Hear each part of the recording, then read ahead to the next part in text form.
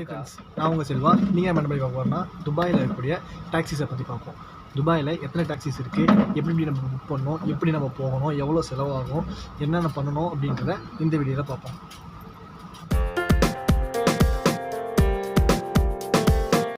First question, துபாயில் எந்தெந்த கம்பெனிலாம் இருக்குது? துபாயில் 10 கம்பெனிக்கு மேலே இருக்குது. டாக்ஸி கார், துபாய் டாக்ஸி, அப்புறம் டாட்டா டாக்ஸி, கரீம் டாக்ஸின்னு நிறைய டாக்ஸிஸ்லாம் இருக்குது. நம்ம ஊபர் கூட இங்கே இருக்குது. இந்தியாவில் இருக்க மாதிரி ஊபர் டாக்ஸி எல்லாமே இங்கே இருக்குது. எல்லா டாக்ஸியும் எல்லாமே ஒரே மாதிரி தான் இருக்கும். எல்லாமே ஒரே கலர், சேண்ட் கலரில் தான் இருக்கும்.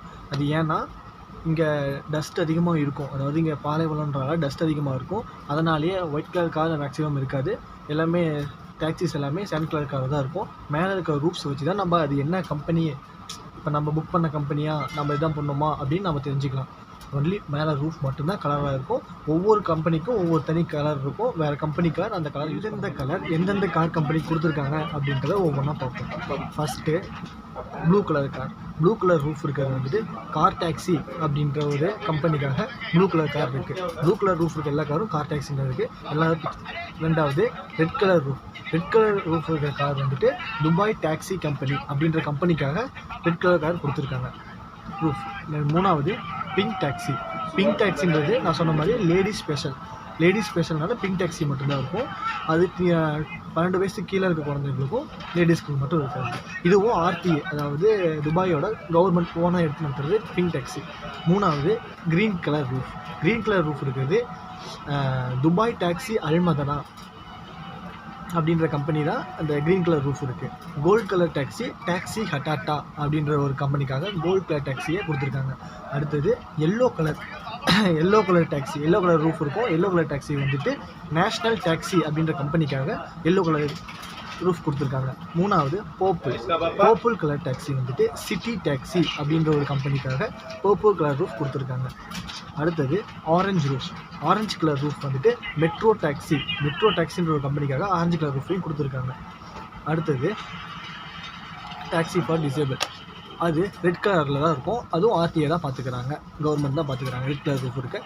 இது மற்ற டாக்ஸியை விட கொஞ்சம் பெருசாகவே இருக்கும். ஹைட்டில் பெருசாகவே இருக்கும். ஏன்னா நம்ம டிசேபிள் பர்சன்ஸை கொண்டு போவோம், வீல் சேரோட கொண்டு போவோம். அதனால் கொஞ்சம் பெருசாகவே இருக்கும். துபாயில் எந்தெந்த வகையான டாக்ஸிஸ் இருக்குது?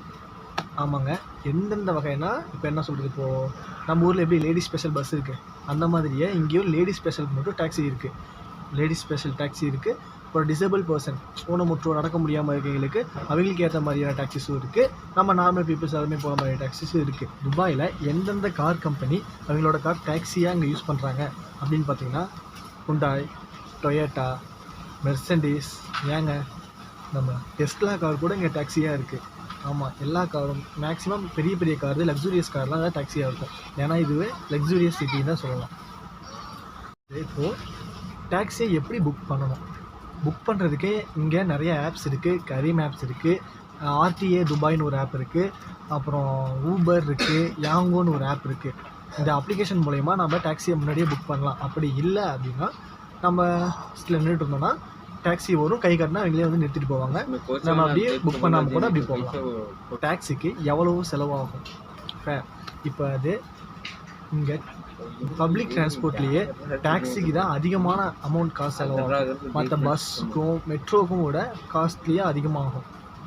எவ்வளோ ஆகும்னு பார்த்தீங்கன்னா, இங்கே ஏர்போர்ட் டாக்ஸின்னு பார்த்தீங்கன்னா எல்லாம் ஸ்டார்டிங் ப்ரைஸே 25 கிராம்ஸ் இருக்கும். 25 கிராம்ஸ்னால் நம்ம ஊர் காசுக்கு வந்துடும் 500 சம்திங் இருக்கும்.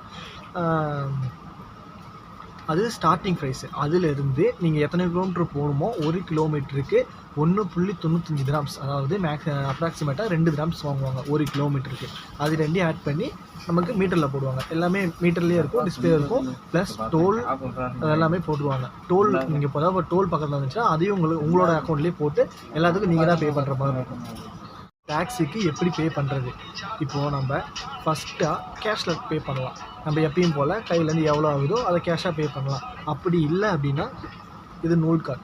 இந்த ஒரு கார்டை வச்சு நீங்கள் பே பண்ணிக்கலாம். இந்த கார்டில் நம்ம காசு போட்டு ரிஜிஸ்டர் பண்ணிக்கிட்டு இந்த கார்டை வச்சு கூட நம்ம பே பண்ணிக்கலாம்.